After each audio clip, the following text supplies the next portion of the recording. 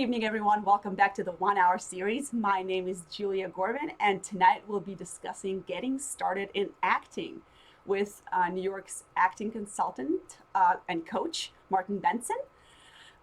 Also tonight, we have a very special draw. Martin was kind enough to offer 10 spots for winning the draw for one of his courses, one of his many courses that he offers. I'll let Martin talk a little bit more about the services he offers for actors, and as well as the course that we're actually doing the draw for.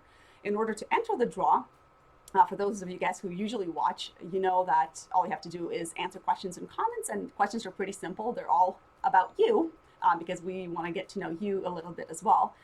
So if you answer a question, you get entered into the draw for each question you answer. And once again, we'll have 10 winners today, so higher chances of winning. And Martin's stuff is amazing, so make sure you answer all those questions live and answer as many as you can. Now, I would love to introduce Martin and have him introduce himself a little bit more too. Hi, Martin. Thank you for being here tonight. Yeah, thank you so much for having me. I really appreciate it. I'm excited to chat tonight. Just a tiny bit of info on me. I work, as you said, I do a lot of consulting work with actors to help them break through career plateaus, meaning, you might be either just starting out and wondering, like, how do I even break into this industry? It's very stressful because there's so many rules coming at me. Like, I can't do this. I'm supposed to do that. I need a headshot. How does that headshot need to look? Or you might be even further along in your career and just feeling like you've been in the same place for like the past few years and you're still feeling stuck. And I specialize in helping actors sort of start to see things from a different perspective. I like to call it thinking outside the industry. I work as a headshot photographer as well. That's how I started.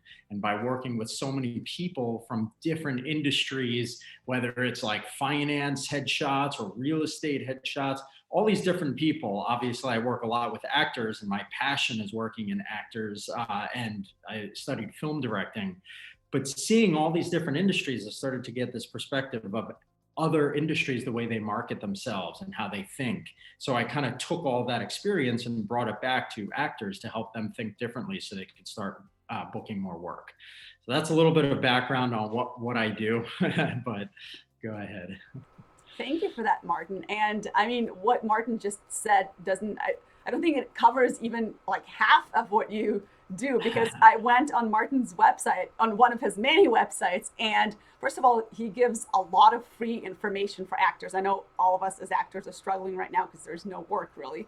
So a good starting point, if you can't afford, as of right now, to hire anyone like Martin to help you out, go on Martin's website. There's loads of information. Sign up for his mailings for, I think there's like 2 or 3 different things you can sign up for. I signed up for all of them, and I've been getting stuff from Martin weekly.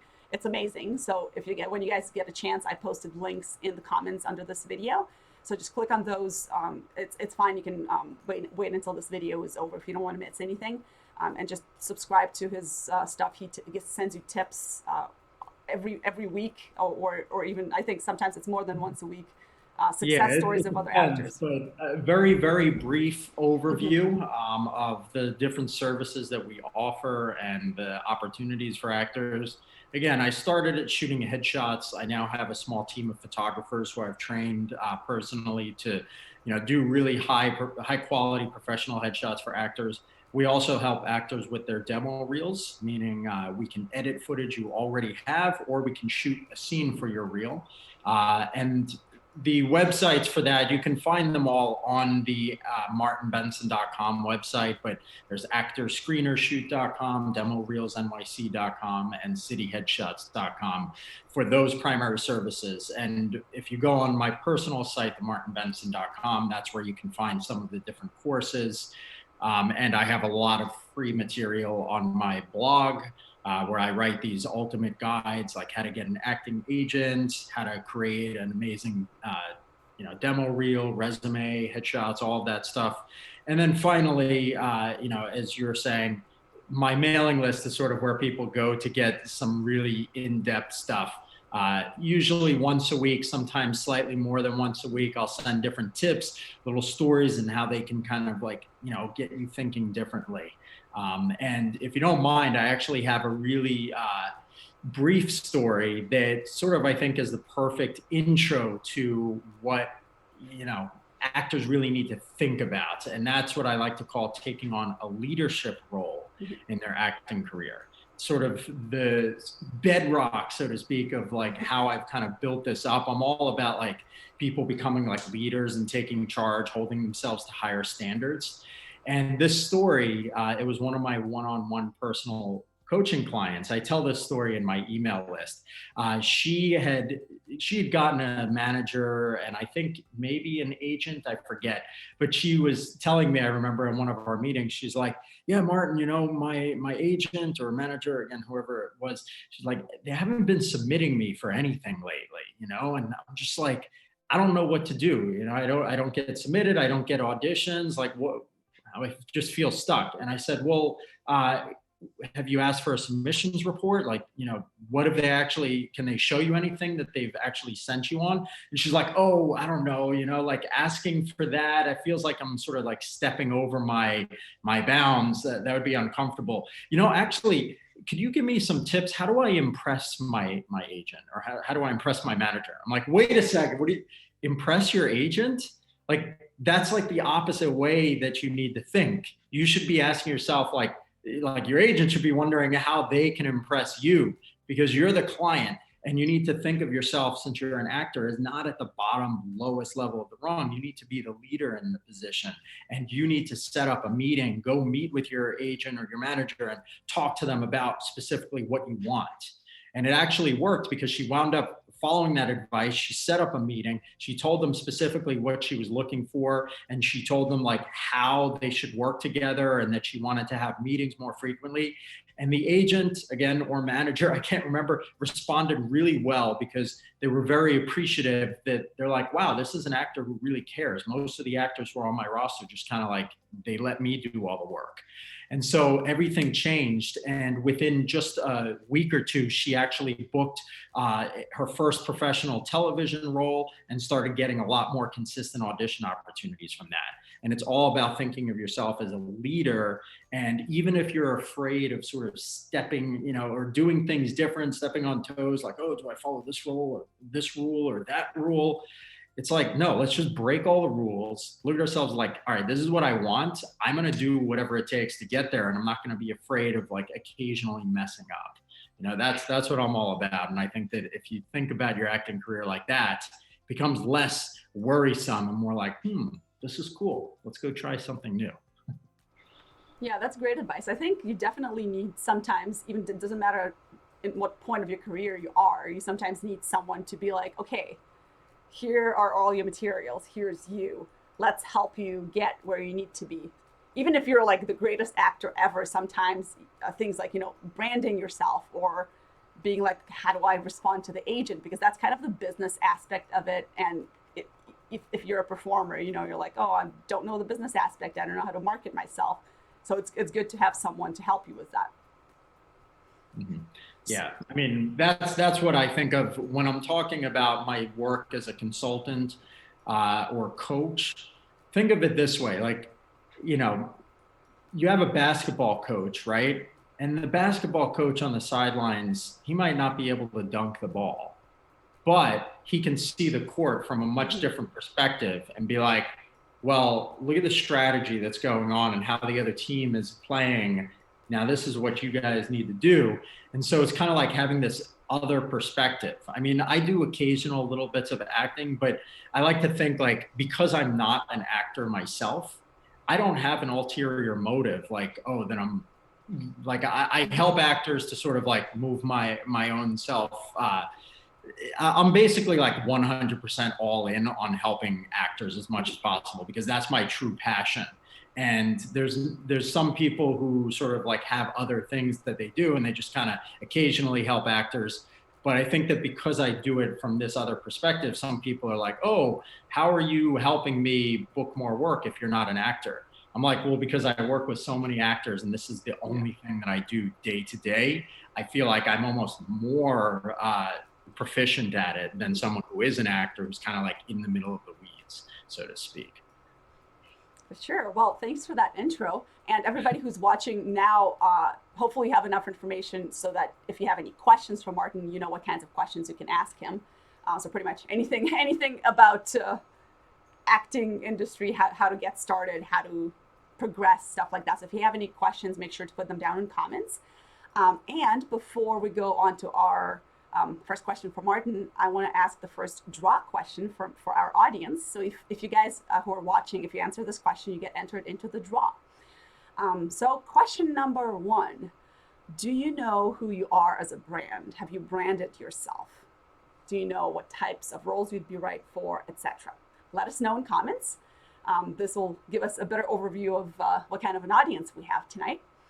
And Martin, could you maybe tell us like a short intro of what you usually tell actors, a summary of things that actors need to have? I know we won't have time to go into detail for everything tonight, but maybe just an overall thing. I think a really good place to start with that question. I like to call it the pyramid of success. Every time I say pyramid, for some reason, I think of pyramid schemes. I don't know why, but this is a pyramid of success, right? And there's 3 levels to the pyramid. So at the bottom level of the pyramid, you've got, it's a concept of business, entrepreneurship almost in a sense, because as an actor, you run your own business, so to speak. You have to have certain qualities. And a successful business has 3 primary people who are attached to it. There's the technician or the artist, there's the manager, and then there's the entrepreneur, okay? So if we put them in the pyramid, we've got the artist and the entrepreneur, or the artist and the technician at the bottom level of the pyramid. Then we've got the manager, and then at the top we have the entrepreneur. So if you think of what it means to be an artist or a technician, that is somebody who is really, really good at what they do. So this is the craft, right? You have no pyramid without the base. So if you're not highly skilled and you're not good at acting and you're not consistently working on your technique to get better, you're never going to be able to get to that next level where any of the other stuff above there isn't necessarily going to make as big of a difference.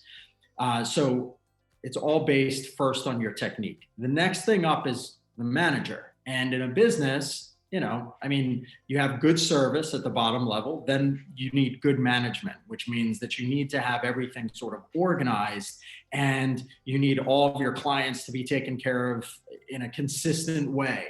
You need systems, you need to make sure that people are showing up on time. That's the management side. And that's the same thing with you as an actor. So management is how you manage your career. Are you showing up on time? Are you professional? Are you consistent? Do you systematize your audition process so that you always prepare properly?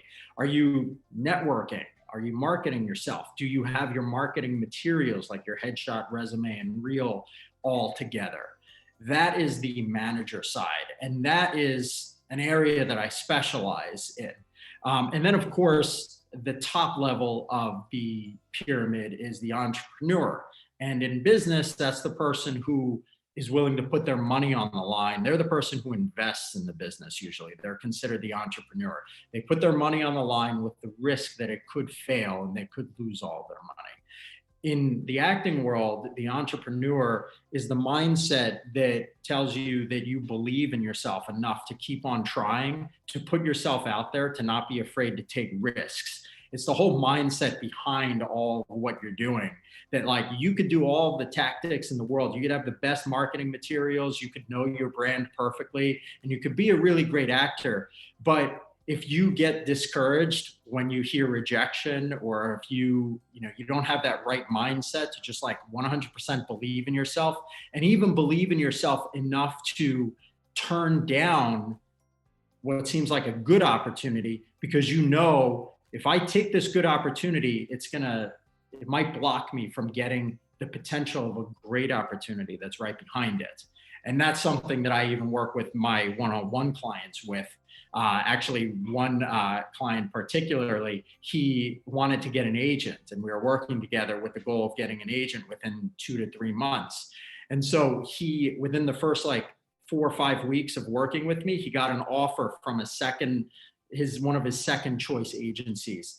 And he was like, should I accept it? I'm like, I need to, I'm like, let's slow down a minute and really think, like, this is your second choice. Do you believe in yourself enough that you think that you could get your first choice agent? If your second choice said yes, do you think? And so he slowed down and he didn't say yes right away. We waited a little bit longer, and he did actually get signed by his top choice agency. And that is the entrepreneur. So the combination, I always like to say to actors, the combination of all three levels of that pyramid. You got your technical skill, how good you are at your acting, how professional you are and organized, and then your belief in yourself. Those three things are what it takes if you really want to make it as far as whatever goals you have in mind. Wow, now I can see why people go to you. I'm just listening like, wow. Thank you for that. Now, I've been reading all the comments and answers to the draw questions. There's a reason I asked specific draw questions to what we're discussing today, to learn more about you guys who are watching, so we could target our stream questions better. So before I ask Martin the next question based on your answers for the draw questions, I'll ask the next draw question, which will lead us into the next question for Martin. So which ones of you who are watching have headshots? And if you have headshots, do you have one headshot? Do you have a headshot for film, for one for commercial, one for theater? Do you have maybe different character shots, like sometimes they do in LA? For example, you can play, I don't know, a crazy girlfriend, and you can also play the ingenue. So you have one headshot where you look like the ingenue, one headshot where you look like a crazy girlfriend. I think that's probably an LA thing. I'll let Martin address that later once we get to headshots. But let us know, for those of you who are watching, if you have headshots, professional headshots, or any kind of headshots, and if you do, what kinds of headshots they are. And you'll get entered into the draw if you answer the question. Now, Martin, I see a lot of people when asked if they know their branding and who they could get cast as, there might be quite a bit of misunderstanding about the branding, because I'm reading the comments here, and some people are saying, "Oh, I'll play any type of role," or I do comedic and serious roles, stuff like that. So, could you talk a little bit about branding versus, I guess, the roles you play? Because I know you have the checklist of how to brand yourself as a person, as who you are, who you will likely be cast as, how to figure that out to target yourself better and get those roles and not just go out for everything, and even things that you can't get. So yeah, I mean, I do have the actor's toolkit, I call it, on my website. So again, that's martinbentsen.com. And I think at the top of the menu, there's a button that says the actor's toolkit. In that, I think like tool number like 2 or 3 is the one on branding. It's like a 9-step process that takes about 15 or 20 minutes or so. It's just a series of questions that you ask yourself, and it helps you come up with a preliminary brand, I call it. An example would be like, be strong, loving, and determined father who can be, I don't know, selfish at times or something, right? So it's just a preliminary brand, but it kind of gives you an idea of the types of characters and roles that you're well suited for. But I think to answer your question, I like to say that there's actually 3 levels of branding. And it's helpful to think in things of stages, just because it sort of makes it easier to wrap your head around. So level 1 in branding is actually a simpler word. It's called type. Your type is essentially how the industry sees you or what you look like. So think of it as like, I don't know, someone might look at me and be like, "Oh, Martin, you look like the nerd type or something," right? I don't know. I mean, I've heard that in the past, probably because I'm like very tall and skinny. But you have different types, and maybe you don't feel like the nerd. Maybe you feel like something like, strong or different or whatever, right? But the industry sees you a certain way. And so whether that's nerd or detective or mother or grandmother or whatever, the whole idea is that's what you're seen as. And that, I mean, you can keep that type if you want and just start going out for it. Or you can look at changing your type by being like, all right, well, let me go onto Google image search. I see myself as more of the jock or something, right? So go into Google image search and type in jock, and you'll start seeing pictures of like bigger guys or whatever with like, different types of clothing. And now you know like what you need to do if you want to change your type. Go to the gym and start working out and change what the clothing that you wear and maybe change your hairstyle or whatever. I mean, that's up to you if you want to change that. But the fact is that you have to understand that at the level one of branding, the industry is going to see you in a particular way. And whether you like that or not, unfortunately, doesn't matter. Those are the types of roles that you'll be right for. You'll have probably a few different types, obviously. Like, you might, if you're seen as father, you might also be seen as like teacher or something else, or like, therapist or whatever. But the whole idea is that you figure out your type. You can ask people that are friends of yours to give you feedback. You can ask like, there's certain acting classes where you can stand up and people will write down words of how they see you. There's plenty of ways to find what your type is.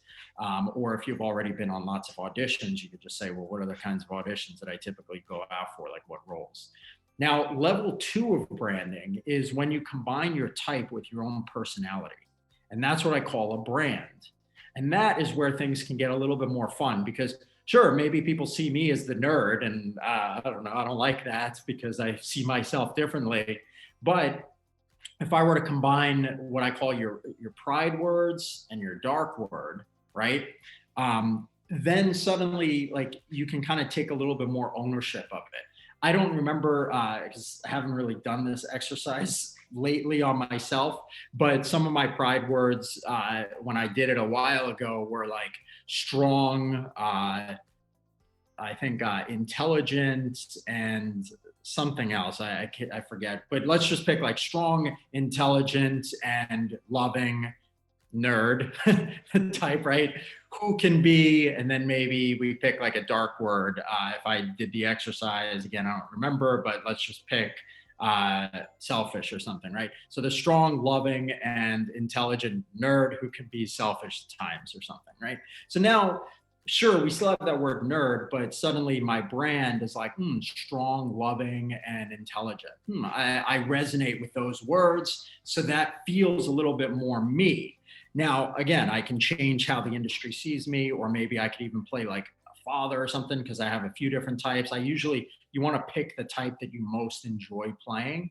And then what happens is suddenly you've got this level 2 brand that's kind of like much more in line with how you feel personally. Now, level 3 brand, the highest level, is what I call your passion brand. And that is something that is a little bit more of an advanced concept, but it's something that I'm just going to throw out there for the sake of thinking. Your passion brand is sort of what I call, it's connected to what I call your acting purpose. So what is the deeper reason that you got into acting? Beyond whatever the selfish reason might be. Like maybe you love playing characters and bring characters to life, or maybe someone else loves the idea of becoming well known by acting in films or whatever. Those are not, I wouldn't call them like selfish in a negative sense, just selfish meaning like their needs or wants based on what you enjoy. What you want to do is to find your real acting purpose. You want to look beyond that and say, what's the reason that I got into acting? Like, why am I doing this to help other people? Right. So, for instance, one of my clients, his whole idea, this guy, Tyrone, his passion brand wound up being African-American strength, compassion, and pride. And so his whole idea was to help the world become more compassionate and understanding of African-American male life. And that's awesome. And what happened is he felt so like proud and excited by that brand that it made him see the potential of himself way beyond just acting. So it was like he could help the world become more compassionate about this in his, like he was interested in writing and even directing. So now he's doing writing and directing projects. He's even, he's acting and he's connecting with other people who are also interested in that whole passion or that whole purpose beyond himself. And that is sort of that level 3 brand, because when you're using your level 3 brand, you can go out and connect with anybody in the world. And suddenly it doesn't feel like you have to talk about yourself. Like, oh yeah, I got into acting because of whatever, like, oh, I like playing characters. I like doing that. Feels sometimes awkward for people. Instead, you can talk about that passion beyond yourself and like, yeah, I really want to help the world see and understand this life or whatever, whatever you're involved in, whether it's like animals or the environment, anything that you care about deeply that's beyond yourself, you can kind of relate that back to your passion brand. And if you understand the 3 levels of branding here, it sort of lets you become, in a sense, I like to joke and say it's funny how like in acting, you're always thinking about playing characters beyond yourself, like totally different characters. But really, to get to the most deep level of branding, you have to bring it back to what's deepest inside of you. So it's weird how in a world where you're playing other characters, the best way to book more work is to just be yourself. Yeah, it's funny you mentioned that because we had a couple casting directors on these streams, and all of them said, be yourself at the auditions. Don't try to play characters. We want to know who you are if you're the person we want to work with. So it's like that, Yeah. that thought keeps reoccurring at all the streams. It's amazing. I think one really, and I'll try to keep this brief. I know I kind of like went on a long tangent there about branding, but one thing that's really eye-opening to think about is the whole idea of casting directors, right? Most actors are always wondering, like, what are casting directors looking for? Like what do they want? And I like to relate this back to if I were hiring a headshot photographer, okay? So when I hire a photographer for my company, one time I made the fatal mistake of posting in my job description online. I said, I'm looking for a photographer who is funny and tells jokes during the shoot to make clients feel comfortable, right? Now you ask yourself, well, why is that a fatal mistake? And the answer is because every single applicant who applied, when they talked about themselves, they said, oh, I'm really funny and I like to make people laugh when I'm shooting. And I'm like, okay. And so like I brought some people in for like test shoots, and they were like trying to fake it. And one person faked it pretty well, and I hired them. And when they were working in real like settings, they actually weren't that funny, and they didn't actually make people laugh. They didn't know any jokes. They just memorized a couple of jokes for that one hiring process.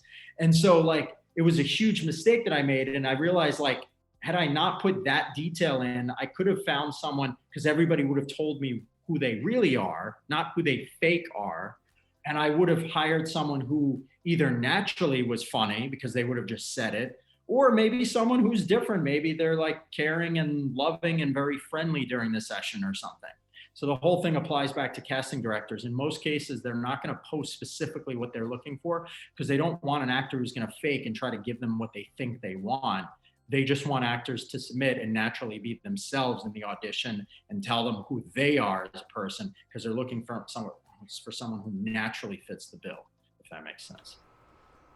Yeah, that's one of the best advice we keep getting in these streams. Just be yourself. It's like as simple as that. Don't have to figure out what they're looking for. Just present the best version of yourself. I just wanted to mention something regarding branding. Sometimes, I mean, they also tell you this in some acting classes as well, especially for film, because in film it's a thing where you have to know your like playing age or whatever. Sometimes you can just ask people who you know, or like random people who just met you, and ask, oh, what roles, or like, do I strike you as a dad, or do I strike you as a I don't know, as a geek or as a jock or whatever? What age range do you think I am? And that's how casting directors will probably see you as well, because you might think, oh yeah, I could totally play like a 40-year-old detective, and others will be like, nah, you look like you're in your early 20s, so you're probably a college student or a love interest. So it's good to ask other people, because sometimes you're like, okay, I really think I'm this, but maybe you're not. Yeah, exactly. To find that level 1 brand, you have to look to Mm-hmm. other people and either take that branding class where you're standing up in front of people, or just look at the results from the past Yeah, year. If you've been in the industry, what have you consistently been called in for? exactly. That's a good way to to know as well.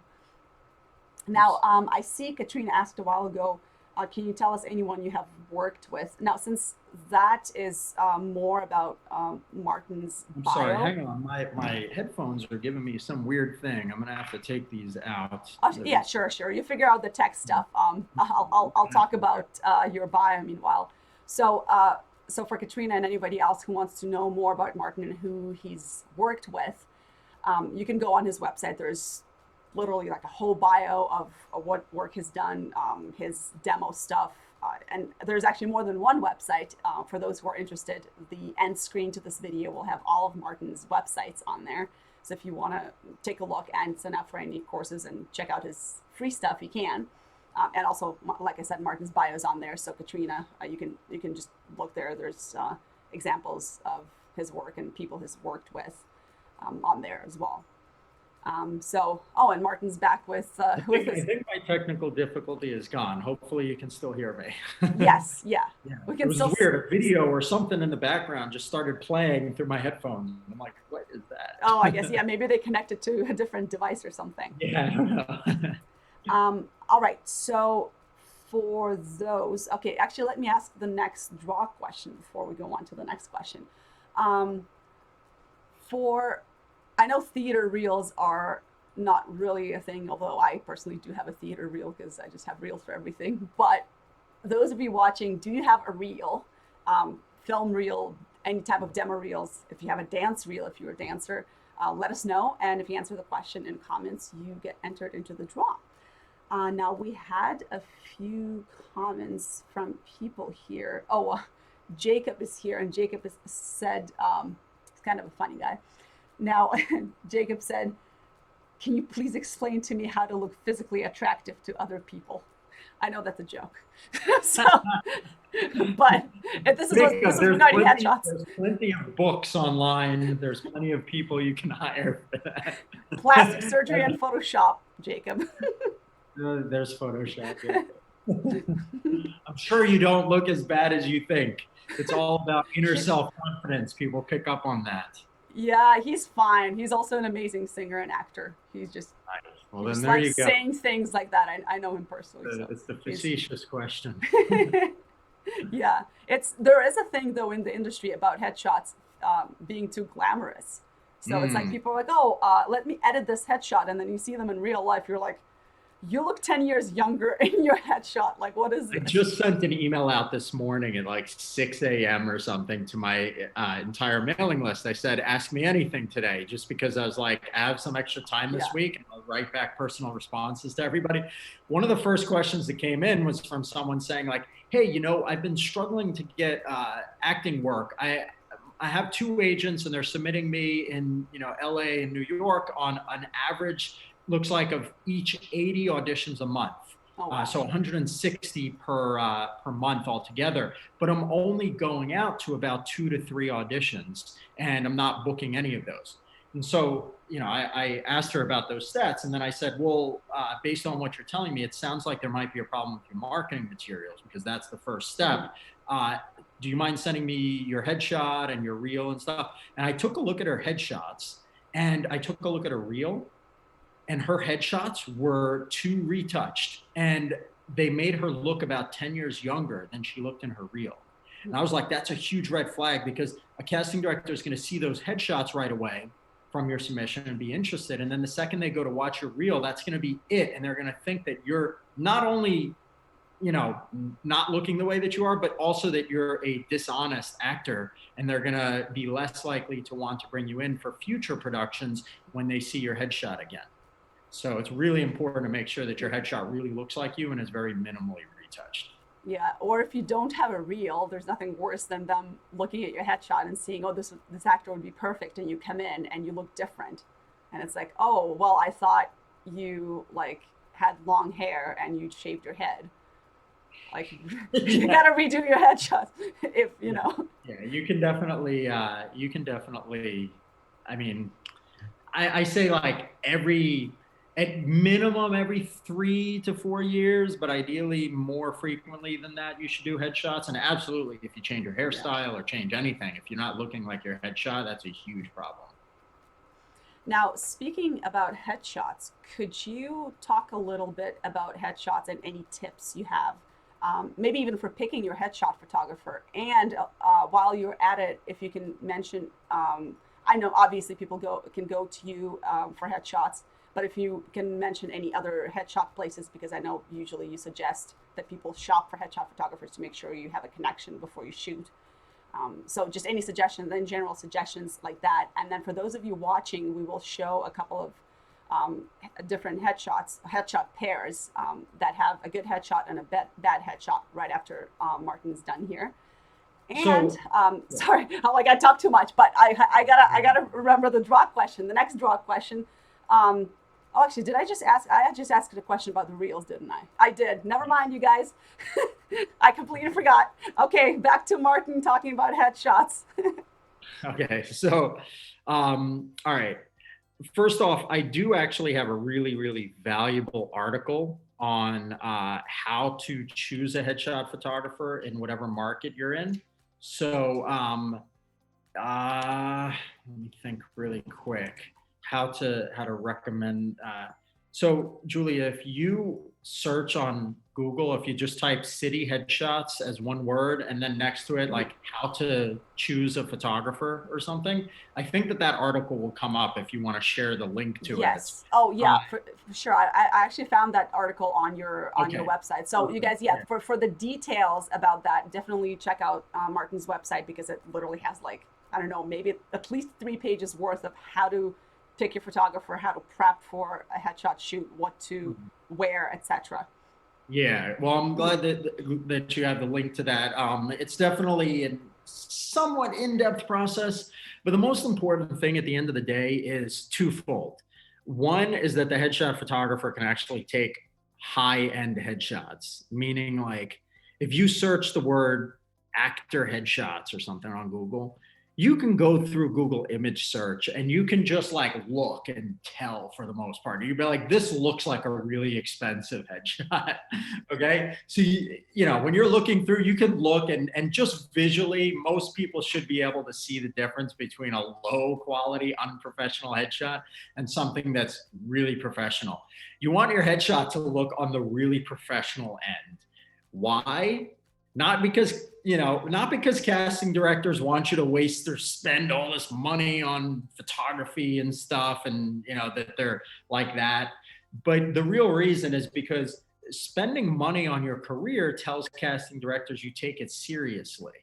And your headshot is the most base level, like introductory, like critical marketing material that any actor has. And if you have a headshot that doesn't look high end, it just says to any casting director, this actor is either very new and they don't know what they're doing, or this actor is very cheap and not willing to invest in their career and they don't take their career seriously. So why would they take my production seriously that I'm casting for?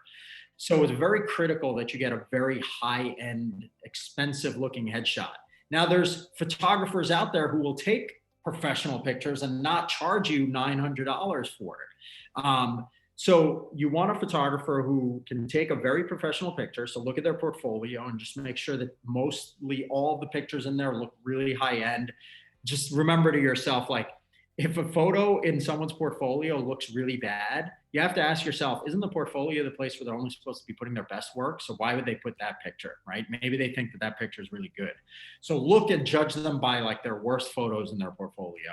And then the other thing on the other side, beyond the technical side of it being high end, is to make sure that the photographer seems like someone who would be cool to work with and that you would get along well with. Everybody has a different personality, obviously. And some photographers, you can actually tell their personality based on their website, or you can read some reviews and stuff online. But photographers usually should be willing to chat or at least like email and stuff with you, and they should be quick to respond. And if you get along well with them and you want to jump on the phone and ask them some questions and it seems like they're very friendly, that is very important because you generally don't want to work with someone who's just gonna be like, okay, turn this way, smile. And you're like terrible, weird smiles and this awkward experience. You need to be having a fun during a headshot session. Otherwise, it's going to be really difficult to get good expressions. And a good expression, so again, you have the professional side that tells the casting director that you take your career seriously. Then you have the good expression side, and that tells the casting director that you can act, or that at least, in your headshot, you look like you can act. So that's my general advice, I guess, around headshots, if I had to simplify it down a lot. All right. Yeah. And once again, you guys go on Martin's website. There's all the websites will be on the end screen after the stream ends. And just check it out. There's literally pages and pages of advice on all the things we're talking about today. Now, I see people answering the draw question about the reel. I'll ask the next one. And if I forget that I asked the question, Martin, let me know, because I totally forget when I ask. So I'm like, oh, should I ask another one?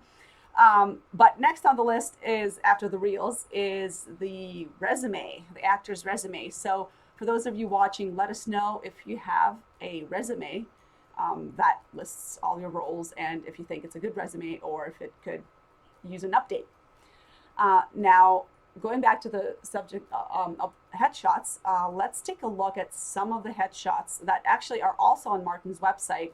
If you want a better quality image of that's bigger than your phone screen. I know some people are watching on their phones. You can go on there and it compares headshots and says why one is good, one is bad.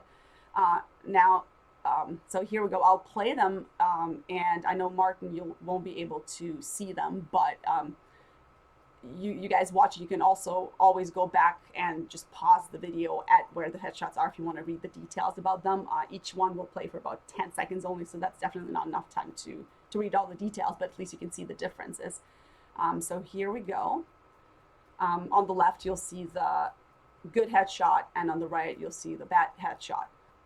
And Martin, I pretty much went with the top three, I think, that were on your website, with the framing and everything. I know there's also a thing where people aren't sure how to frame the headshots. I've seen headshots that are like half their body, or headshots that are just their head. And people are like, oh yeah, I thought headshot means just a shot of your head, Well, it definitely depends. Some photographers shoot wider than others, some shoot closer. Casting directors just want to have a general sense of what you look like. They are most interested in the close-up of your face, but you should absolutely have at least a couple of shots that are like half body or further out, because you're inevitably going to be asked for those too. So.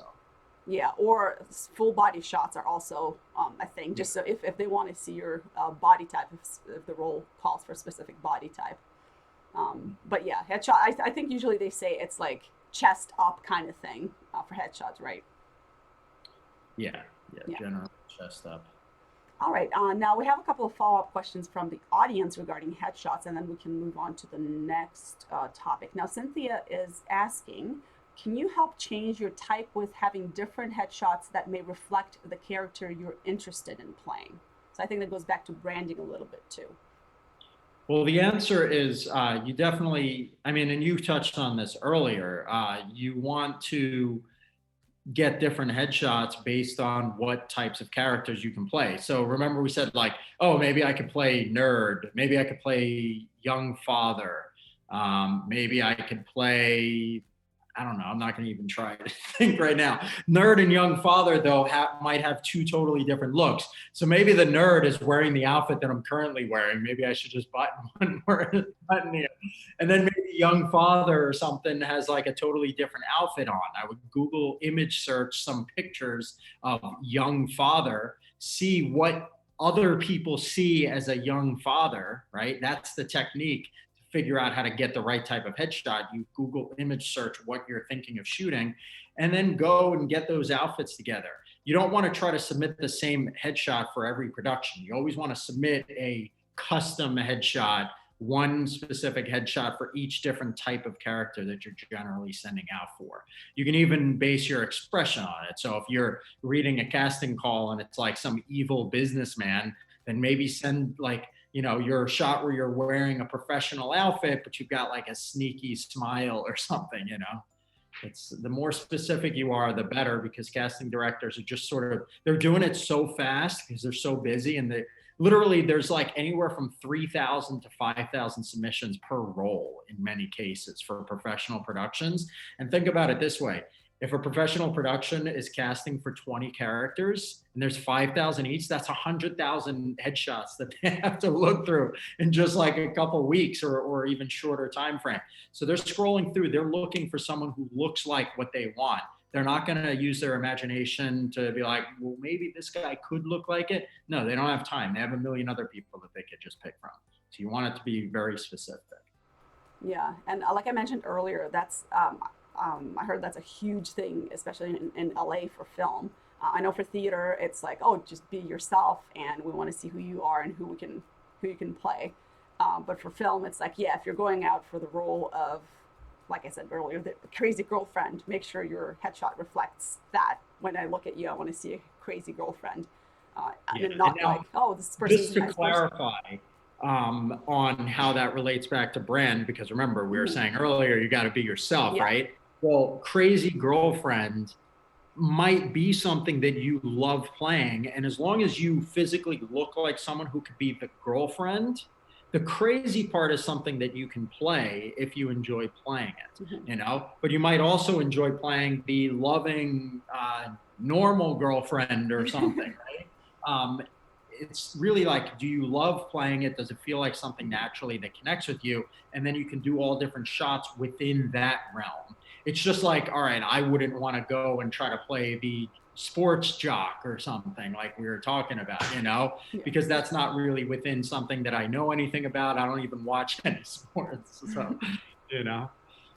Yeah, so it's, and going back to what you said about headshots, you don't necessarily have to have like a million headshots to cover all the roles they're casting, but maybe have a few that represent who you can play. So if you're like, okay, I'm definitely, you mentioned Tyrone, and Tyrone was on one of our streams earlier.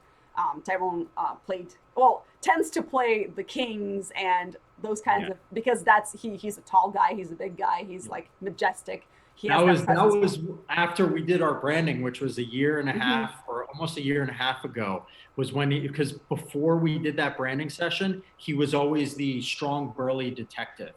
And that was something that just sort of didn't really resonate as much. And once he felt that majesticness and we figured out that passion brand, that's why I'm so like adamant about the passion brand, because it's something that goes beyond what you feel like you're being boxed into by the industry. It lets you like step in and own something 100%. You're like, oh, this is awesome. Like, I love this. And suddenly you realize there's a whole other world of characters that you can play that you fit into perfectly.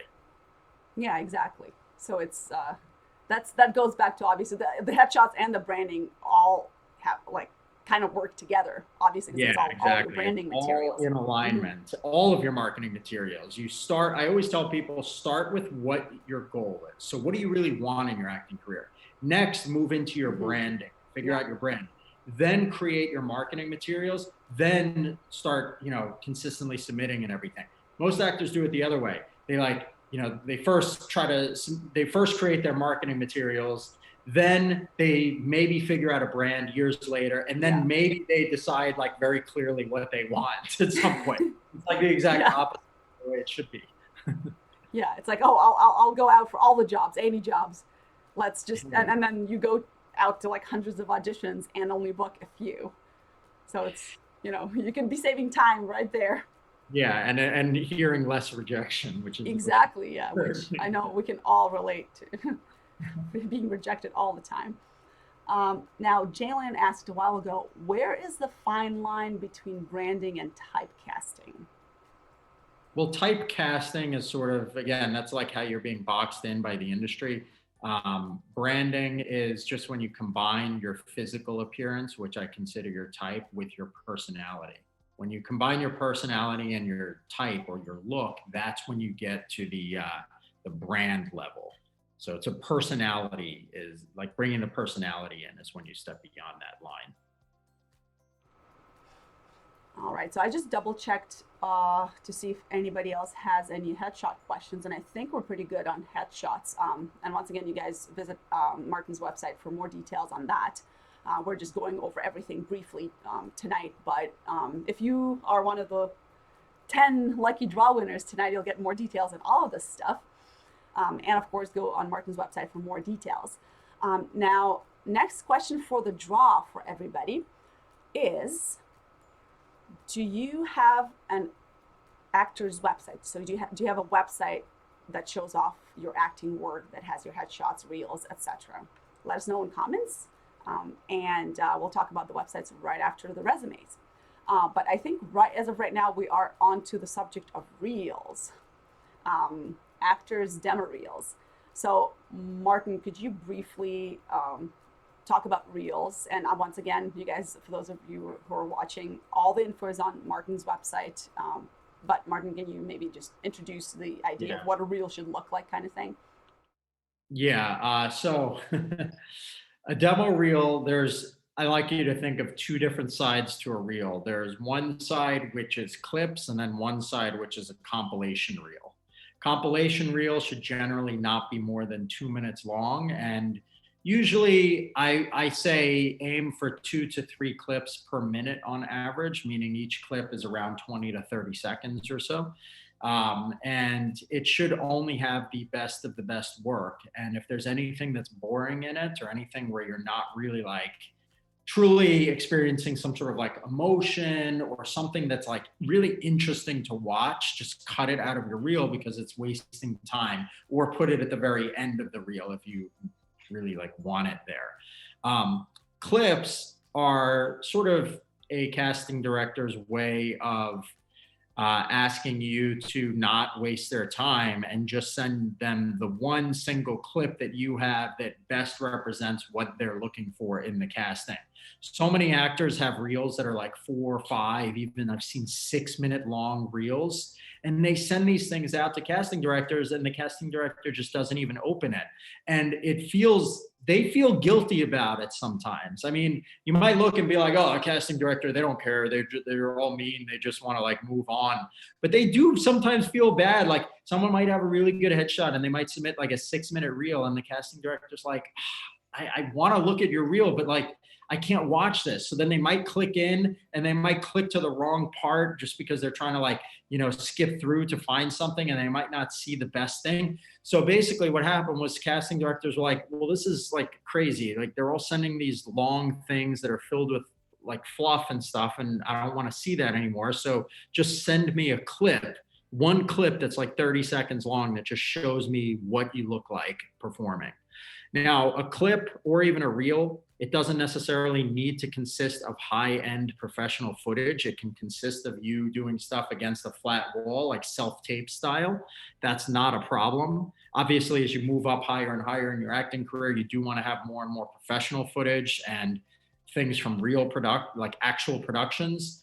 But many actors hire us at actorscreenershoot.com if they need footage for their reels, and they're in the process of looking for an agent, because in many cases agents want to see slightly more like professional footage and what you look like and like on a set. So it can be helpful to do that, but I like to say keep your reel simple when you're starting out, and all you really need is like 2, maybe 3 clips of you playing something that's very like, that captures your brand, but is also interesting to watch. So you shouldn't just be talking to somebody. You should really being like, have at least one clip where you're dealing with some sort of internal struggle. Like think of the difference of a character who wants to fire someone. It's like, you're fired, versus someone who's internal struggle. They don't want to fire the person, but they have to say it like, sorry, and they're like struggling internally. That's a little bit more interesting to watch. So I recommend at least having one clip where you have some sort of internal conflict going on, because a casting director sees that, it captures their attention, and it makes them, that's interesting, and then they want to see more. So that's my suggestions briefly on demo reels. But as you said, there's definitely articles, and the cityheadshots.com/blog /demo-reel. That's my ultimate guide to demo reels. It's a really in-depth article that goes over everything you need. And once again, for those watching, all of Martin's links will be posted at the end of this stream and on the end screen. Go on the websites. There's literally all the information you ever wanted to know about getting started in acting is literally there. It's like in depth also. And also definitely sign up for Martin's emails because he just, I don't know when you have the time to do it, but all the tips he sends are just amazing too. I feel like when I honestly, I wouldn't have known in the past either. But to be honest, like over the past couple of years, once I really decided to go all in, I've been dabbling in this for like 10 years, like on and off working with actors just for fun and doing little things. I had written a 40-page book called Get Cast a long time ago, which is like random marketing tactics and stuff. And then just a couple years ago, I decided I'm going to go all in on this because I love it so much. And I turned that 40-page book into a 207-page book that's on Amazon called Get Cast. It's way more in depth, way better. And I would have asked myself back then, how the heck did I have time?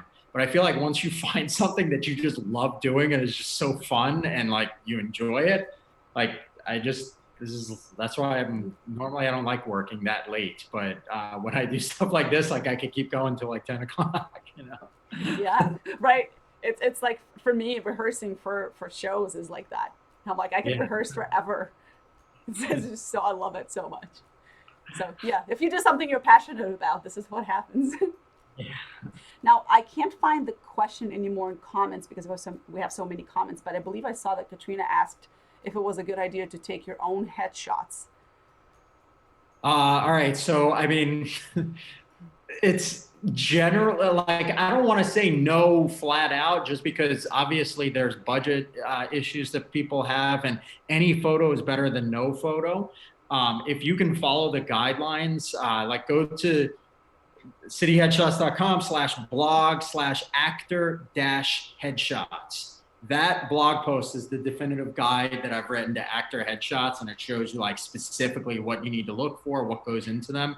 If you can match what's on there and you can take a picture that looks similar to those high-end headshots when you Google like actor headshots and stuff and you look at Google image search, if you can get something looking that professional and you got a really good expression in it, sure, take the picture yourself, you know, have a friend take it or something, use the right lenses and everything and do it. But otherwise, just be aware that if you try to do it yourself and it doesn't look that high end, again, it tells casting directors that you don't take your acting career seriously. And then you'll constantly be wondering, like, why do I submit to so many productions and I rarely ever get called in for auditions? And a lot of times it is simply just because your headshot doesn't look like you've taken your career seriously. So they say like, oh, well, will they take this production seriously? Yeah, I mean, I guess as a general rule, if does your headshot look like the professional headshots, industry standard professional headshots? If so, it doesn't really matter who took it. But if it's like, oh, I'm gonna take a selfie of myself, then I mean, they do that. They do selfies for background acting because the background people just want to know what you look like today. Um, but if you want, you know, any like guest star or co-star roles or stuff like that, or even like day player roles. So you know, they hire many different people, and there it's not all about the professionalism. And even if someone shows up late on set, it's not the end of the world. Whereas it is if you have a line and something. So that's why that professional thing is so critical. And using a headshot that's unprofessional just tells people that you're the type of person who sort of lets things fall through the cracks, or you don't take it as seriously. All right, so you guys, I know it's already 9 p.m., but Martin is amazing. So he said he could stay a little bit over, and I know we're like half done with the stuff, but I promise, Martin, we'll go through these things quicker. So if you guys want to keep watching, stay with us. I know sometimes these streams go longer than 1 hour, although there are called 1 hour series. But sometimes, you know, when you talk about acting, you got to go longer. So before I forget, let's show you guys a reel that Martin's team did for an actor. And that I guess that was a scene that you could cut parts of and use in your reel. So that's something that companies like Martin's do for reels. They shoot scenes that look like you were in a movie, and you guys can also write scenes, right? Section. You pull out your best section and use it either as a clip or you put it into a compilation reel that has other footage connected to it. So you also can write the scenes for actors, correct? Yeah, our actorscreenershoot.com, that website sort of outlines, there's a page on there that has the process. We basically take people through everything from writing and coming up with scene ideas. We actually help actors come up with their brand if they're not sure, and then we figure out scenes that work perfectly for it. We find actors for them and let them still decide. Like, we recommend some different people, and then we organize it, schedule it, we shoot it, and then edit it together. If necessary, add music. We do color grading. We even have a shoot coming up in a couple of weeks where someone wants to play like a witch type of character and be doing some like magic stuff. So we're doing some special effects for it. So.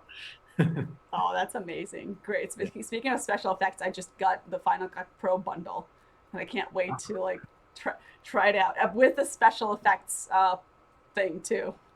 Nice. So it's for those of you watching, if you are not like a video film person, it's Final Cut Pro. It's like if you have iMovie Maker on your Mac that comes in free, Final Cut Pro is like a million times better. But iMovie is great for like if you just want to cut your clips and put them together and adjust, like do some color, like minor color correction. iMovie is the free tool. Is very, very good for simple stuff. Final Cut. I studied film directing at NYU. That's what my background is, and I used Final Cut since I was really like in high school to shoot and edit wedding videos. So you can do everything with it, but just a word of warning, it is a little bit complicated and some people can get overwhelmed. If you're not willing to commit at least a few weeks to kind of like really playing around with it and figuring things out, you'll probably get angry and be like, oh, why did I spend $300 or whatever it costs on it? Yeah, I would say if you're a beginner, just use iMovie if you have a Mac. And if you don't have a Mac, I think there's Windows Movie Maker for... Yeah, that one only does it only cuts stuff and cuts clips. And I think that's enough. If you have good footage, you can just you cut just it need together. Cuts, that's it. No, remove special effects from your demo reel. Just put your clips next to each other. I don't even do a fade in and fade out. Why? I usually put the person's contact information at the beginning and the end of the reel, and I'll have a fade in, fade out, because if it fades out at the very end, then the person has to like scroll back to try to see your contact info. This way it stays up on the screen. Yeah. So all you need is very simple cuts. Keep it simple. Yeah. Now, okay, the video we're about to show you is a scene that Martin's team filmed. So once again, that is not a demo reel. That scene would, like Martin said, you'd cut your best part from that. And that was for a specific character type for that actor. You would cut a specific part of that and put it into your demo reel. And then you would edit your demo reel with your info, usually at the beginning and end, like Martin said. And you would make sure that the total length it's like about 2 minutes, correct, Martin? Yeah. Yeah, that's right. Yeah. So here is what the real quality and look what the clips in the reel should look like. Here we go.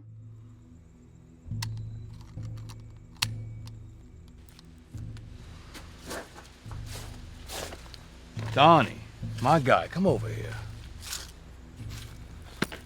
You wanted to see me? Yeah, long time, brother. Been a while, huh? Hey, listen, I think we need to talk. Victor, it's not what you think. Oh, yeah? What would I be thinking, huh? That my most loyal partner tried to fuck me over? That my right-hand man was planning a coup to remove me? What? What are you talking about? I wouldn't do that to you. I owe you too much. You're like a brother to me. You know that. Someone's setting me up, okay? This is the only way. Put that fucking gun down right now, brother, or I will blow your brains out. I don't know what you've been told, okay? But it's bullshit. It's that. Shut the fuck up.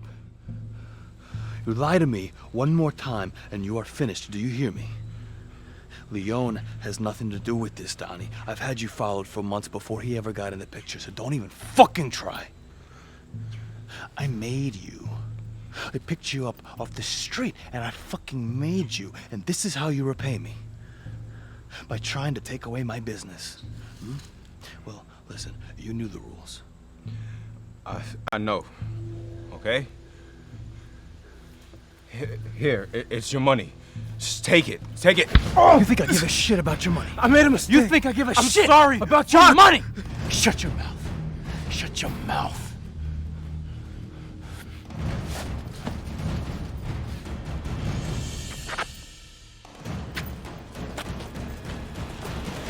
Get out!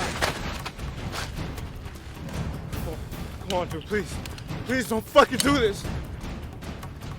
I can't show weakness, bro, or I'll be a target myself. So instead, I'm gonna send a message. Nobody fucks with Victor. Don't fucking do this. I'm sorry. I'm sorry. I didn't.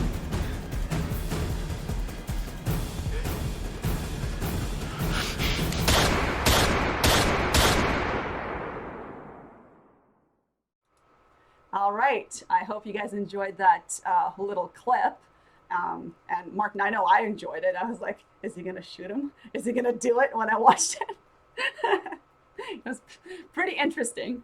So it's for that specific actor, he obviously knows his type. He's like, oh, I can play somebody who like is the boss and punishes people. Yeah, so he was the one who hired us for the production. The other actor, we put the casting call out. We attached the script. He wanted to be in the project, and again, we sent a few different options of actors to the client and said, here's some people who have responded. We looked at their reels or their footage that they have, and they look like they could be a good option. And he told us who he wanted. We did the shoot, and it went really well. The script was, again, something that was collaborated on. So the client met with the writer, had like a Zoom meeting for half an hour, talked about what he wanted to do. It was very specific. I wanted the end to be able to fire the gun and have the gunshot sound and stuff. So it was a little bit more intense than most of our screeners. It was also a little bit more expensive because we traveled to a special location that we had and stuff. Usually the scenes are more like talking or like yelling or like emotional, which is two actors with not as much like movement. And sometimes we have like prop guns and different things, but the key thing that is most important to a casting director is to be able to see your performance. So whether it's really high-end footage like that, or it's just something simple that you shoot yourself with your iPhone, it can honestly work. As long as your acting is really good, you can see you clearly, you can hear you clearly.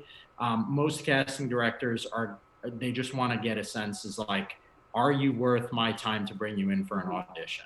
Obviously with agents, they're a little bit more specific.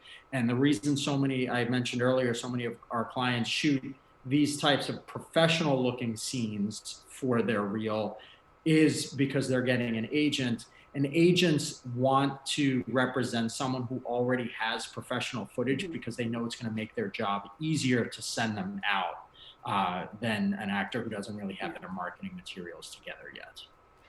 Yeah, that completely makes sense. Now, to follow up on the shooting videos with your phone, we had a question from Katrina, I believe. Katrina asked, would you say TikTok acting could be a reel? So, TikTok acting, I feel like I have to get a little bit of clarification from you on what that specifically refers to. What does TikTok acting mean? So Katrina, if you could clarify what you meant. I'm assuming it's just one of your typical TikTok videos, which I don't think they're really acting videos, but maybe if you do a monologue on there or something. I'm going to make this clear first off to everybody who's watching this, okay? So I write articles for casting networks, and my most recent one was probably one of my most controversial ones, and it was called Why Social Media is Not Necessary for a Successful Acting Career. It was definitely pretty intense. Actually, a major social media company called me like the night of the article being published and was like, you need to take that article down and stuff. It was like crazy. But the social media is, in my opinion, it's a tool and you can use it, but it's not critical. Now, if you love doing TikTok videos, TikTok is just a platform. You can post videos and post different stuff, just like with Facebook. Anything that you act in, if you're just talking to the camera, like, hey, what's going on, blah, blah, blah, like whatever that is. Again, I'm not on social media too much, so I don't know exactly what everybody's doing these days. But if you're doing an actual production, where like, you know, you actually see yourself acting, or it's like a self-tape style thing, you're doing a monologue or something and you're posting that on TikTok, that's fine. As long as it's something that shows legitimate good acting and you can download somehow the video off of TikTok and upload it onto like your Actors Access, or you could just like get a direct link to the video to share it with a casting director, that's fine. It just, you need to make sure that it's professional in terms of like your acting ability, and that you're not just like, you know, saying random social media related things that don't have anything to do with a professional acting career.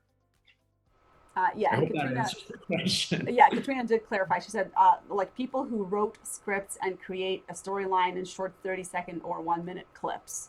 Yeah, that sounds awesome. Yeah. I would totally use that for a clip. That's cool. Yeah, I guess as long as it shows you're acting and not just you know, goofing around, which a lot of TikTok videos are. You're just goofing around for entertainment kind of thing. Yeah, that's the thing that you don't want to post. You also want to be careful of your social media presence in general, because especially as you move to higher and higher levels, casting directors, just like any employer who's going to hire you, are going to be looking at your social profiles, because they don't want to hire someone to production who, you know, if their name gets out there and suddenly people are looking, they see that they've posted all this offensive stuff or something in the past, you know? So be sure that you clear your social media pages and make sure that you're being very respectful and professional wherever you're posting, even if it's a personal page. Because guess what? Even if you have a different stage name, like an acting name, than your real name, and you're posting other stuff under your real name, people still find out, and it's not a good look. So, you know, be respectful. Yeah, I mean, we all know those stories of people getting, or actors getting canceled for stuff they posted like 10 years ago. Yeah, totally. It's just like, I mean, it's terrible. You shouldn't even, like, I don't know, if you're an actor and you're posting crazy stuff like that, I feel like there's concerns beyond that, things that you need to work out for yourself before you focus on your acting career. Yeah, but also sometimes, I mean, people do change and people do learn. So sometimes, you know, 10 years ago you were one person and you were like, oh yeah, and then you read, and then you're like, oh, 10 years ago, this is something I said. I can't believe I said that. Yeah. I'm not that I used to be an idiot 10 years ago. We all used to be idiots 10 years ago. Or like, or like, oh, these are pictures of me drinking in high school, and then you're just like fresh after college and trying to find a job, and they find pictures of you drinking in high school, and they're like, oh my God, you're not serious enough, and you're like, come on, I'm like 23 now, and but I would say that, you know, it's still your obligation to remove some of that stuff, because they will wonder, oh yeah, sure, maybe back then you did that stuff, but now is now, and you still have that picture posted. So are you the type of person who's not, like, you know, who doesn't pay enough attention to things to remove stuff like that? So yeah, definitely go through your social media stuff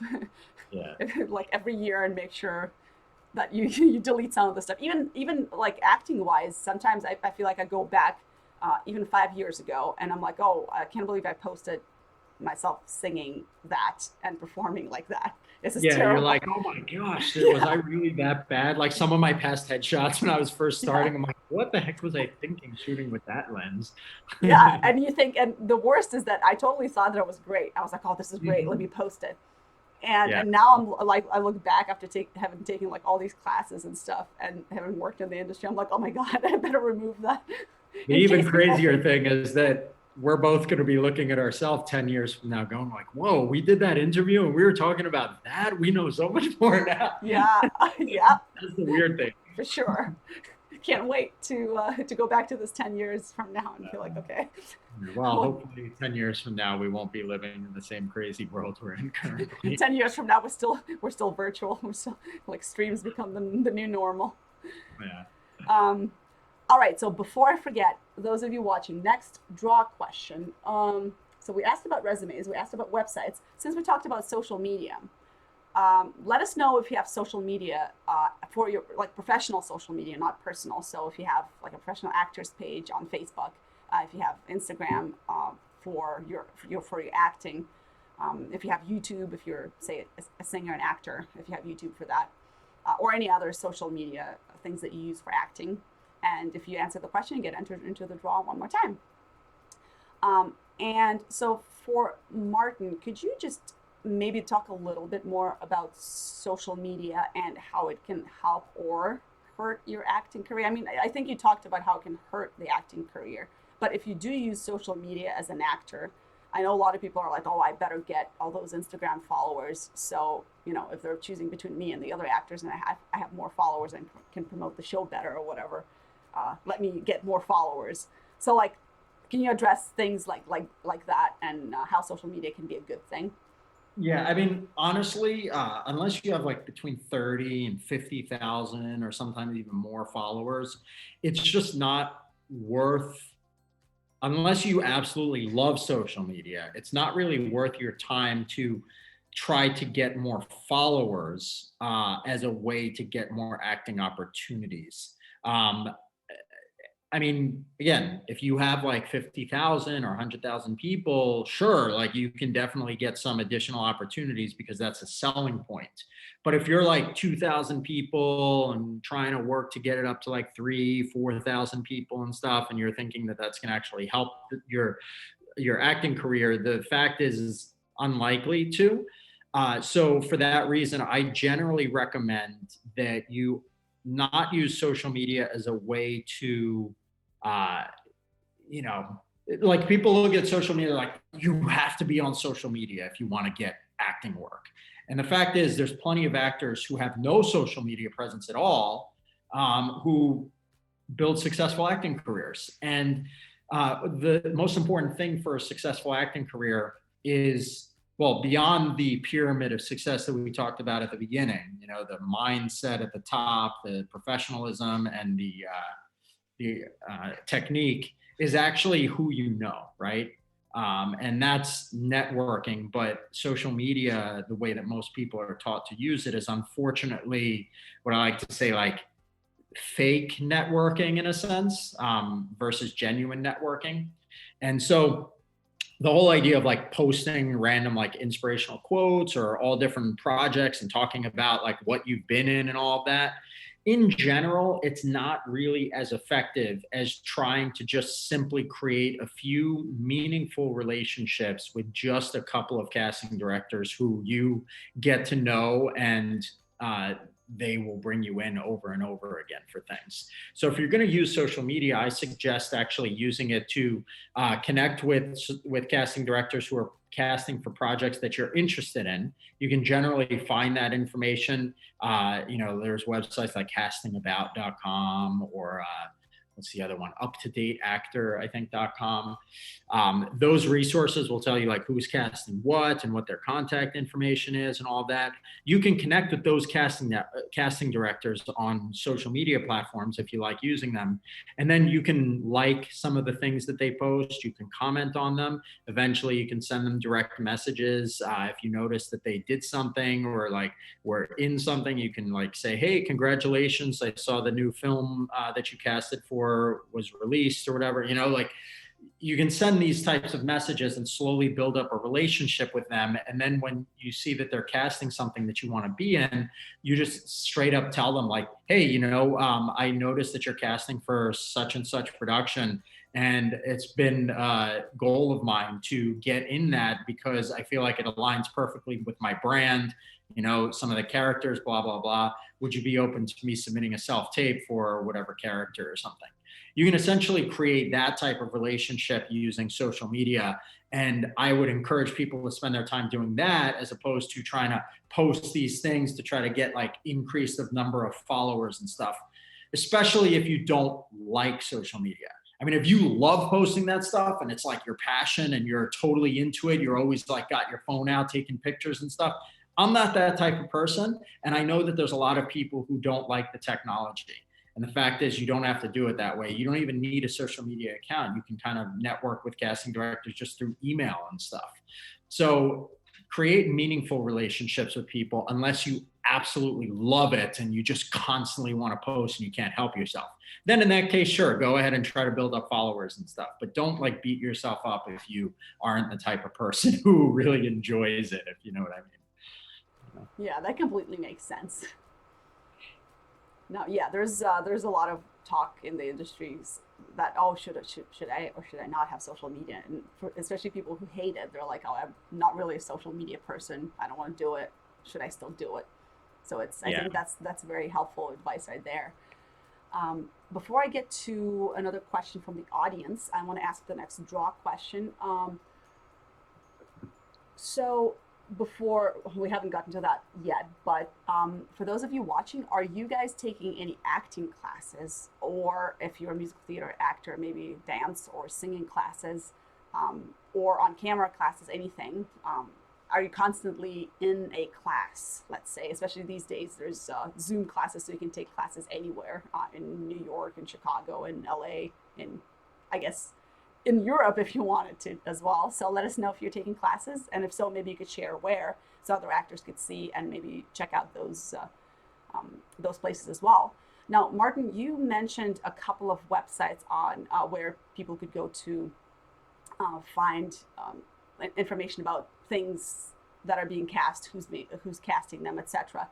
Are there also websites you could suggest where people could go to find auditions, such as like playbill.com for theater, Actors Access, like websites like that? Yeah, totally. So this is going to sound really weird and maybe controversial, or as I like to say, outside the industry, as my marketing stuff goes, and that is in any industry. Whenever there's freelancers, these days with the internet, there's going to be websites that are going to show up that try to help freelancers get work. So I started when I was in high school shooting weddings, okay, because I was always interested in video production and even photography back then. And I shot weddings. And so I happened to stumble across ads for things like gigmasters.com or weddingwire.com. All of these websites where they would try to get me to advertise, or even thumbtack.com or groupon.com, right? And these websites, including another one, which some people might have heard of, upwork.com, which basically lets like writers and photo retouchers sign up and stuff. They encourage people to sign up because when you sign up, they have all these different job post opportunities. And then what you do is you respond to the jobs, you like bid on them against all of the other freelancers. And it's sort of like almost like a race to the bottom. And it's like everybody's trying to either outbid somebody else or, you know, be the quickest person to respond or whatever. And so what happens is like you get so run down after a while because you're like submitting yourself to these job opportunities, and all of them or many of them are with clients who are generally not very good clients because they're not going through like a referral, or they're just like, you know, posting their job opportunity online, looking for like random people to show up and do it. And they're not going to refer you to anybody else. They're not going to help you connect with anybody else and stuff, right? So it's similar with casting websites. Now, obviously, that's the place to start, because if you have no footing in the industry and you haven't done anything yet, just like me, when I got into weddings, I had to create profiles on there because how am I going to find clients, right? What am I going to do? Like just randomly hope that someone hires me or something? So you start with them. And some of those websites include actorsaccess.com, backstage.com, projectcasting.com, castingnetworks.com, and they're good websites. And they do have a lot of legitimate opportunities. They also have some opportunities that are actually not opportunities, they're scams. And then they have plenty and many casting calls that are similar to the jobs that are posted on the freelancer websites, where it's posted just a random opportunity and it's not really going to help you very much in any way besides maybe giving you a little bit of money here and there, or maybe if you're lucky you might get your footage to your reel. That's a huge struggle that many working actors have, is getting their footage back for their reel from random directors they've worked with. So my suggestion is you start by creating profiles on them. But then what you want to really do is you want to create personal relationships with the people that you work with on those projects that are actually good and enjoyable projects to work with. So you start doing casting calls. When you get invited to audition for some of them, if you meet a casting director, and they're open to it, you can literally ask them like, hey, I really enjoyed meeting with you today. Do you ever like stay in touch with actors, or do you have any workshops or anything coming up where I could meet with you again or learn some stuff from you? You can just kind of ask questions like that, and then you get their contact information and you can stay in touch with these people.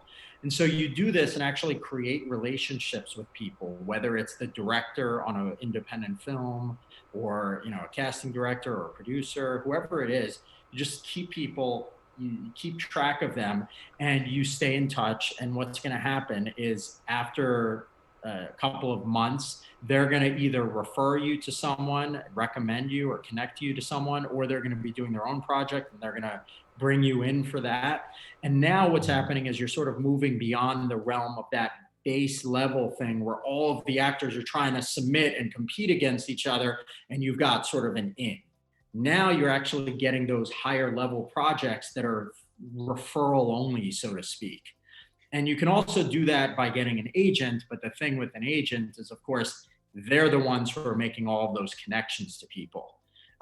You're not. So if you eventually lose that agent, you also lose all those connections. So you can actually get those bigger job opportunities without an agent, but it requires you to actually network and connect with people independently. And that's the big thing that a lot of actors don't like to do, of course, is like, how do I reach out? Sending all these emails, it feels awkward and stuff. There's strategies and things that you can do for that. But a lot of it actually relates back to that whole passion brand that I was talking about earlier. When you find people who are in alignment with that, you just want to get together with them because they have the same interest as you, and you just naturally get together and talk about different things and stuff, and it's cool. But I just wanted to sort of give an overarching view on the whole idea of the casting websites. It's a very good place to start, but many actors look back like 5 or 10 years after doing it and wonder, like, why do I still feel like I'm in the same place? And it's because they never moved beyond that level of self-submitting or getting an agent who just submits them. They haven't done the actual internetworking themselves. And if you don't do that, you're never, pretty much, unless you get absurdly lucky, you're very unlikely to be able to move beyond that level, if that makes sense. All right. And I believe when I looked at your website, you have actually some templates for sending emails, right? I can remember if it was to casting directors or to agents, but I remember seeing some template that you were like, okay, here's an example that you can use to send the email to this. The Actors Toolkit, which again is on the martinbentsen.com website. There's a button at the top. The Actors Toolkit is where you can go for that. It's free. You can download the whole toolkit. It's got the templates, tells you exactly how you can connect with any casting director, almost any casting director, without even meeting them in person. Like just sending them an email that, even if they don't even know who you are and they just get this email, they'll usually respond because it's actually a genuine email that you send, and it tells you exactly how to do it. The template emails are there. It's free. You can download it. But the digital mini course, The Practical Performer, goes a little bit deeper on the whole thing. And there's a whole video that talks about the strategy behind it, how you can kind of keep in touch and stay friends with them over time and stuff. So there's definitely a lot of content on that that's sort of, more in depth than there would be any time to explain tonight. All right. Speaking of time, we're way past past the stream end time. So I'm going to have to let Martin go. Let me ask you one last question, because Jacob asked this a while ago and I kept talking about other things. So Jacob was asking, what are the main things that are either most important or most impressive that get looked at when being considered for a project or role? Okay, good question. First off, I just wanted to throw out there, it was really funny that, it worked out perfectly timing wise in terms of like this morning at 6 a.m., I sent an email out to my entire email list saying, ask me anything today only, and I'll personally respond at some point this week. So I want to offer the same thing to anybody on who's watching this. If you send me an email, okay, my email, you can just reach me at, just send it to Martin, Martin, at cityheadshots.com. I'll get that and I'll personally answer any questions that I can't get to tonight. At some point this week, I'll get back to you. Now, to answer this question, you're going to have to say the question one more time very briefly, because I lost track and I didn't want to forget what I was All right. Well, say. first of all, I want to say thanks for offering that opportunity. I was actually going to ask you if it's okay if people signed up for your list, and maybe I could send you a list of questions that didn't get answered today, and you could send out all those answers to everybody. If that's okay with you. Yeah, I could try to figure something out. We'll work out the logistics on that. Okay, perfect. Yeah. Okay, so the question Jacob asked was, what are the main things that are either most important or most impressive that get looked at when being considered for a project or a role? Honestly, it's way, people make it out to be way more complicated than it really is. There's a couple of key factors that they're looking at. Obviously, your acting is really, really critical. Like so many actors think that they're good at acting, and really when a critical eye looks at it, they're either not clear on their choices, or, there's certain little tics that they have that are distracting, different things like that. So if you're not good and really well-trained, that's going to get picked up on instantly. And that's absolutely critical. You can't get beyond anything without that. Now, obviously, there's also how much do you look like the character that they're going for? Does your personality naturally fit the bill? And then there's, of course, specific professionalism type of things. Did you respond to the casting call very quickly? Or were you one of the last submissions to come in? Believe it or not, the quicker you respond to the casting call, the more likely you will get an opportunity to audition, because there's so many people that come in and they're interested in the actors who are the most responsive. But there's just professionalism type of things. If you send a cover letter, a cover letter does not mean, so many actors think a cover letter is like a Word doc with 4 big paragraphs talking all about themselves. Nobody's ever going to read that. I just wrote an article called The Definitive Guide to Actors' Cover Letters. And you can find that also at cityheadshots.com/blog/cover-letter. That guide is awesome. It has a step-by-step process, but it's very simple. You just want to talk about what can you provide to the production, what makes you different than other actors. In the guide, I kind of tell you exactly how to do it. But these little things all sort of add up, and it's all about what is the overall feeling that I'm getting when I'm looking at this actor? Do they seem like someone who's really interested in the project?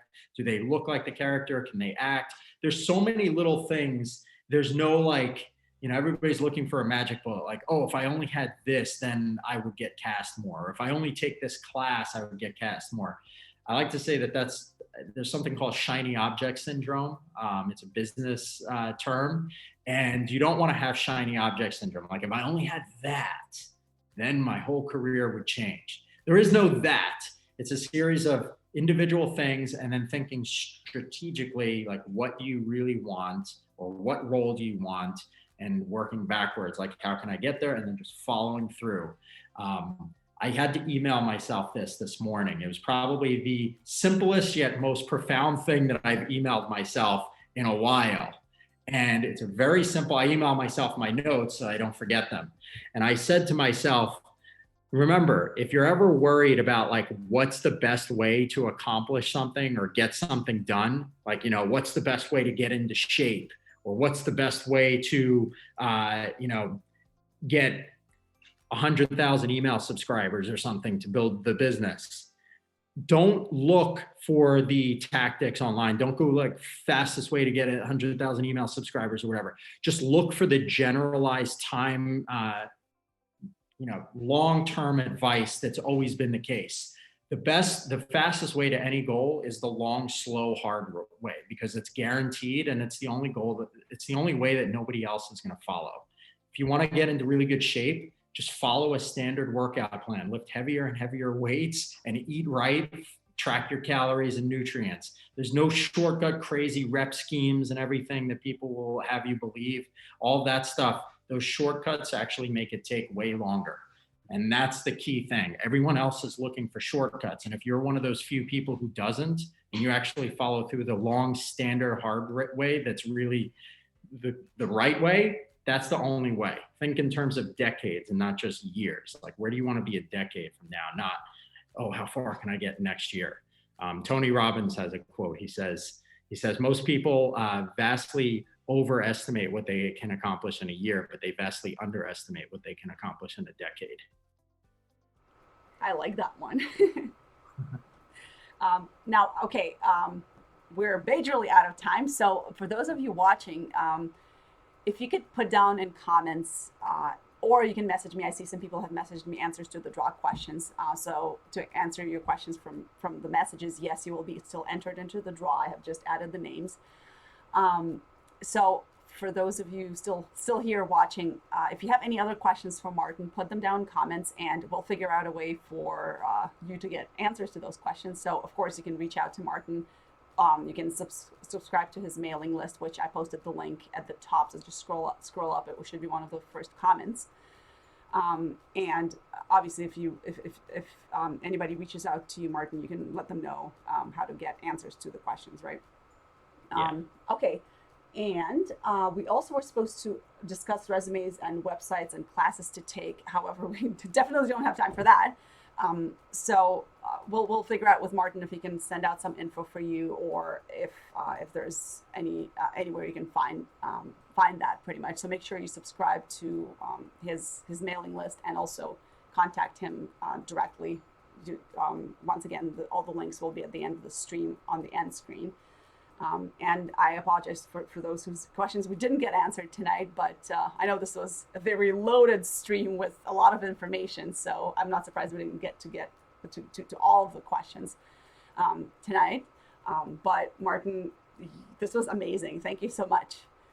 Like, Yeah. you went in depth about all these things, and I know you usually people pay you for this, but you were kind enough to do this for almost 2 hours, and on top of that, you're also offering free advice for people who email you, and the free actors to 10 people, free actors toolkit, or the course to the 10 people who win the draw. So that's you're like the best person ever. Thank you so much. Yeah, I love what I do, and that's the thing. You know, I feel like when you find something that you love it, you just can't help but wanting to share as much as possible. You know, it's just like fun. Yeah, I can relate. I'm not, an acting coach or a career advisor or anything, but when people ask me for advice based on what, my experience in the industry, I don't know, it's just so like interesting to talk about your experience and give tips to people. So it's, I don't know, I guess that's one of the reasons I do these streams. But I'm going to stop talking now and we can do the draw finally. Let's see. Okay. I promise everybody I'll read your comments. There's a bunch of comments coming in and messages. So I'll read everybody's comments and I'll get your questions to Martin.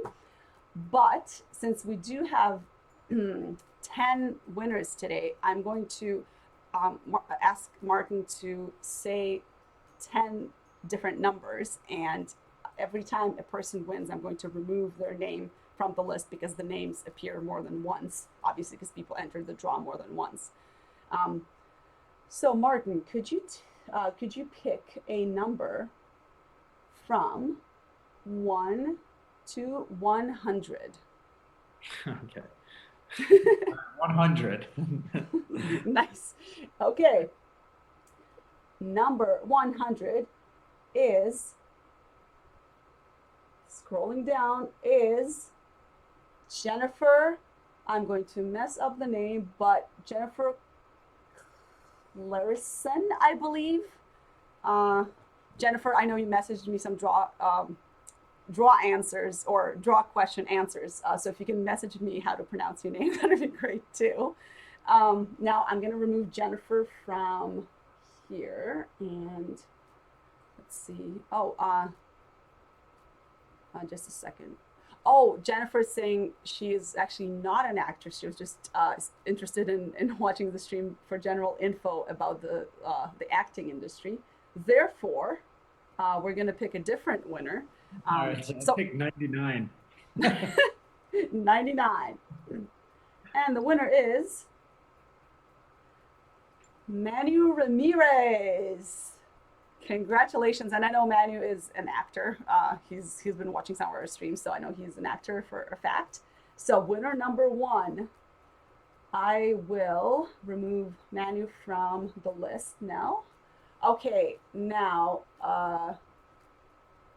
pick a number from 1 to 64. Okay, I'll do 50. Number 50 is Irina Tukarchuk. Irina is from Canada. She won one of our streams earlier with a Chicago Shakespeare Theater casting director. So congrats, Irina. All right, let's keep rolling. I'm removing Irina's name. Now a number from 1 to 45. 1. 1, okay. Number 1 is Jacob Reinhardt. Congratulations, Jacob. Keep them moving. All right, 1 to 38. We'll do 14. 14 is Jaylan Halliburton. Yay, Jaylan. Jaylan actually is our superstar because he watches every single stream and he tagged like a million of his friends in this stream, which I'm grateful for because I feel like a lot of actors can benefit from this. So thank you so much, Jaylan, for doing that. If anybody feels like tagging their friends, please do. I feel like everybody needs to hear what Martin said today. It was just amazing. Okay, so we have, 1, 2, 3, 4 winners so far. So 6 more. 1 to 29. All right, we'll go 20. 20 is Dan Kortov. Dan has not won anything as of yet, but he does watch most of our streams. So congratulations, Dan. Watching all the streams paid off. Look at that. Okay, 1 to 25. We'll do 3. 3 is Katrina TR. Katrina asked a bunch of questions today. So Katrina is a superstar tonight too. Congratulations to Katrina. We have 1, 2, 3, 4, 4 more spots. I have added everybody who messaged me the draw questions. I believe I got everybody. If I somehow missed you, I apologize. It's easier for me to look at the comments and not the messages per se. Now I have also added the superstars from our last stream. Some of them couldn't watch today, but they sent a bunch of questions for Martin. So because they are superstars, I did add them as well. So Martin, now we have 1 to 15. We'll do 7. 7 is Cynthia. I think it's Heinman or Hindman. Oh, Cynthia worked with me for consulting. Oh, there you go. I apologize if I messed up your name, Cynthia. But Cynthia, I guess you know Martin. If you're still here, Cynthia, and you already, I don't remember whether you have access to the practical performer, but if you already do, let us know and we'll pick someone else because you might already know that course. Yeah, if you've already worked with Martin. All right. Now 3 more. Right, I'm counting correctly. Okay. 3 more. 1 to 10. All right, we'll do 8. 8. Lisa Curtis. Congratulations, Lisa. 1 through 7. 2. Is Paul Willis. Congratulations, Paul. 1 through 5. 3. Number 3 is All right, number 3 is actually also not an actor, because this is one of my friends whom I know, who just watches my streams. All right. He just We'll enjoys do it. 4. So number 4 is Anissa Lubers. Anissa was on our stream last time as one of the actors who submitted for a video vocal coaching. So I think we have our 10 winners. Perfect. Congratulations, you guys. So those of you who won, send me a message on this page, or if you know me personally, feel free to send me a personal message. I know a bunch of you have added me as a friend on Facebook already. So feel free to message me. However, send me your emails and I'll get them to Martin for this course.